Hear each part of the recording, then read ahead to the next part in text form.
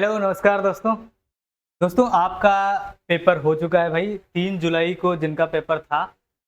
हम first shift की बात करेंगे, पेपर 2 हुआ था फर्स्ट शिफ्ट में। तो आज ये जो आपका एनालिसिस मैं लेकर के आया हूँ भाई, पेपर 2 3 जुलाई फर्स्ट शिफ्ट सीडीपी के क्वेश्चन मैं आपको यहाँ पर बताने वाला हूँ। सटीक आपको यहाँ पर चीज़ें बताई जाएँगी, ठीक है? तो पूरा लास्ट तक देख लेना और आपको अपना लास्ट में स्कोर भी बताना है, ठीक है? पेपर का लेवल क्या रहा, आपको कितना समय लगा और आपने कितना जो है मार्किंग करी है अपने इस सेक्शन वाइज़ जो भी एनालिसिस कराया जाएगा उसमें आपको बताना है कमेंट के माध्यम से, ठीक है? तो आप अपना स्कोर ज़रूर बताइएगा। चलो भाई देर ना करते हुए शुरू करते हैं। अब देखो आपके सामने पहला सवाल क्या कह रहा है? पहला सवाल कह रहा है कि भाई किशोरावस्था में भावनात्मक अलगाव किस बात की आवश्यकता का संकेत हो सकता है? प्रतिस्पर्धा नहीं, पृथक्करण नहीं, दंड नहीं, परामर्श, हस्तक्षेप। राइट आंसर आपका ऑप्शन नंबर सी। ठीक। दूसरा है प्रारंभिक किशोरावस्था के दौरान पहचान निर्माण काफी हद तक किससे प्रभावित होता है? तो सहकर्मी समूह से बातचीत करना। ये राइट आंसर आपका ऑप्शन नंबर ए हो जाएगा। आपने देखा कि किशोरावस्था से कितने सारे सवाल हर शिफ्ट में सवाल देखने को मिल रहे हैं। किशोरावस्था में साथियों द्वारा मध्यस्थता से सीखना इसे बढ़ावा दे सकता है। तो पारस्परिक उत्तरदायित्व। राइट आंसर आपका ऑप्शन नंबर बी हो जाएगा। अगले सवाल की तरफ बढ़ेंगे तो अगला सवाल है आपका क्वेश्चन नंबर 4 आता है। क्वेश्चन नंबर 4 की बात करेंगे। विकास के सिद्धांत के अनुसार एक व्यक्ति डैश के आकार से होता है तो पर्यावरण के साथ निरंतर संपर्क। Right answer option number first हो जाएगा। देखो ये क्वेश्चन आप में आपके सेट में ऊपर नीचे हो सकते हैं, आप देख लीजिएगा। ऑप्शन भी चेंज हो सकता है ये जो ऑप्शन यहाँ पर फर्स्ट है आप में थर्ड हो, तो इसको जरूर ध्यान से देखिएगा, ठीक है। उसके बाद देखो यहाँ पर पांचवा है शिक्षण सत्र में परिचयात्मक चरण का मुख्य उद्देश्य निम्नलिखित है। अब देखो यहाँ पर कई बार चीजें आपको देखने को मिलती है कि हिंदी में समझ नहीं आता तो आप इंग्लिश में देख लो। इंट्रोडक्शन स्टेज की अगर बात करेंगे तो यहाँ पर पिछली जानकारी को नई जानकारी से जोड़ना, पूर्व ज्ञान को नई जानकारी से जोड़ करके ही तो आप जब कोई भी चैप्टर स्टार्ट करते हो, इंट्रोडक्शन करते हो तो उससे बच्चा ज्यादा अच्छे से रिलेट करता है। बात समझ में आई। उसके बाद देखो भाई 6 नंबर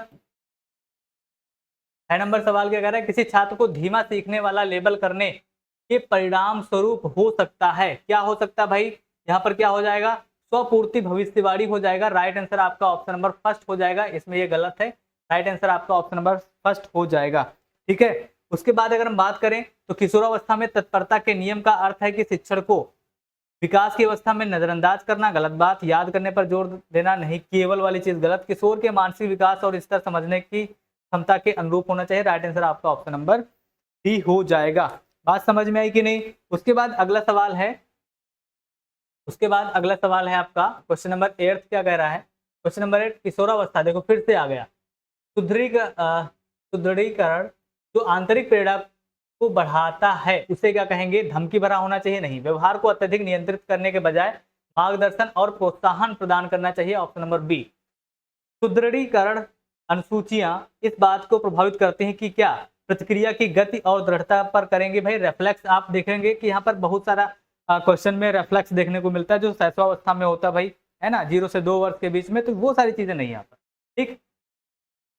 चलो आगे बढ़ते हैं। क्वेश्चन नंबर 10 क्या कह रहा है? क्वेश्चन नंबर 10 है प्रभाव का नियम कक्षा में विशेष रूप से उपयोगी है।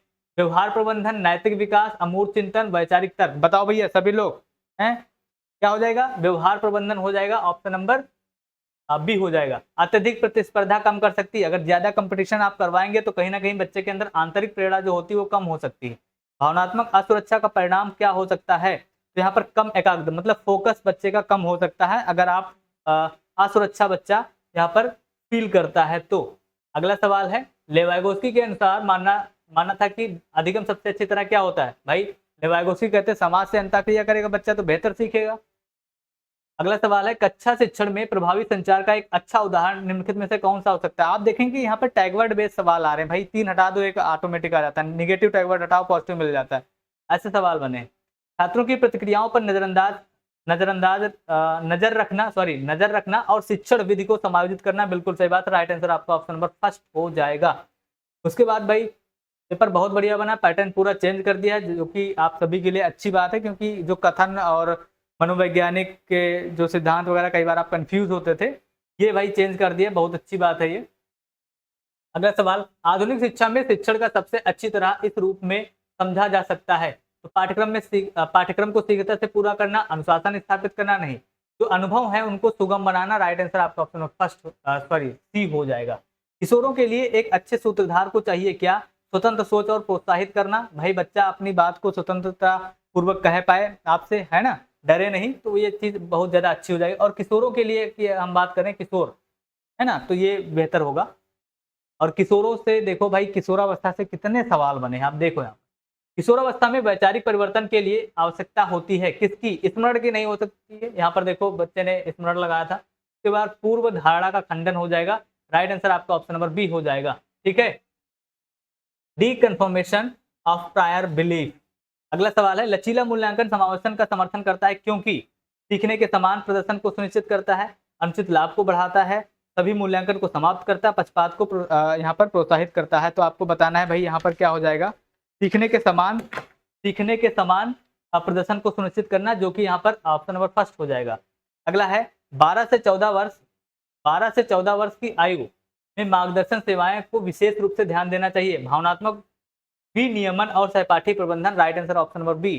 किशोरावस्था 12 से 14 के दौरान समावेशन को विशेष रूप से डैश का समर्थन करना चाहिए। किसका करना चाहिए भाई? पहचान निर्माण। आपने देखा भाई किशोरावस्था में, समझ रहे हो, अपनी पहचान बनाना, ये चीज। उसके बाद अगला सवाल है 21, क्या कह रहा है भाई? क्वेश्चन आप में इधर उधर हो सकते हैं, इस बात को समझना। एक छात्र चरों के बीच संबंधों की कल्पना करने के बाद अचानक भौतिकी की एक अवधारणा को समझ जाता है, मतलब अचानक से बच्चा चीजों को सीख जाता है, सीख कुछ हो रहा है, उसके बाद वो चीजें समझने लगता है। देखो ये क्या कह रहा है, चरों के बीच संबंधों की कल्पना करने के बाद अचानक भौतिकी की अवधारणा को समझ जाता है, तो इसे कहते हैं insight learning, option number B. Kohler वाला सिद्धांत आपने पढ़ाया है भाई, अगर पढ़ा होगा तो अच्छी बात है। अगला, एक स्थिर ऊपर की ओर बढ़ता हुआ सीखने का वक्र। अब जैसे ये है भाई, ये ऊपर की तरफ बढ़ता जा रहा है, तो मतलब क्या हो रहा है, प्रगति हो रही है। तो प्रगति हो रही है तो यहाँ पर प्रभावी अधिगम होगा, पठार होगा, या फिर प्रतिगमन होगा। तो प्रभावी अधिगम आप देखो, इफेक्टिव लर्निंग, राइट आंसर आपका ऑप्शन नंबर बी हो जाएगा। एक उच्च क्षमता वाला छात्र टालमटोल के कारण बार बार कार्य समय पर पूरा करने में असफल रहता है, यह सबसे अधिक संभावना किसमें कठिनाई को दर्शाता है? बताओ किसकी हो जाएगी? यहाँ पर संवेदी क्षति नहीं, बुद्धि की कमी नहीं, श्रवण नहीं, आत्म नियमन में कठिनाई। अगला, परीक्षा के दौरान जब भावनाएं तर्क शक्ति पर हावी हो जाती हैं तो प्रभावित होने वाली प्राथमिक संज्ञानात्मक प्रक्रिया यह होती है, कार्यशील स्मृति, संवेदी स्मृति नहीं, मोटर नहीं, प्रतिवर्त नहीं, कार्यशील स्मृति हो जाएगा।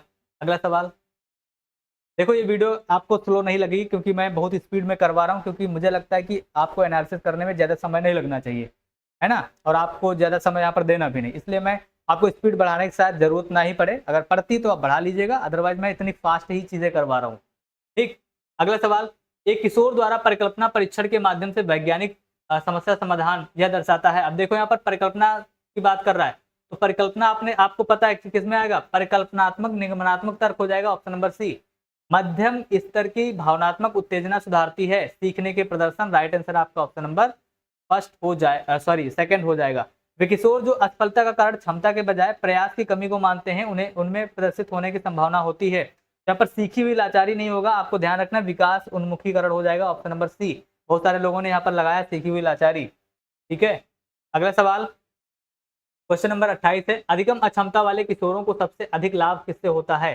तो अधिगम अक्षमता वाले बच्चे प्रतिस्पर्धा नहीं होगा, सार्वजनिक सुधार नहीं होगा, स्कूल से निष्कासन नहीं होगा, संरचित प्रतिक्रिया और रणनीति प्रशिक्षण, राइट आंसर ऑप्शन नंबर सी।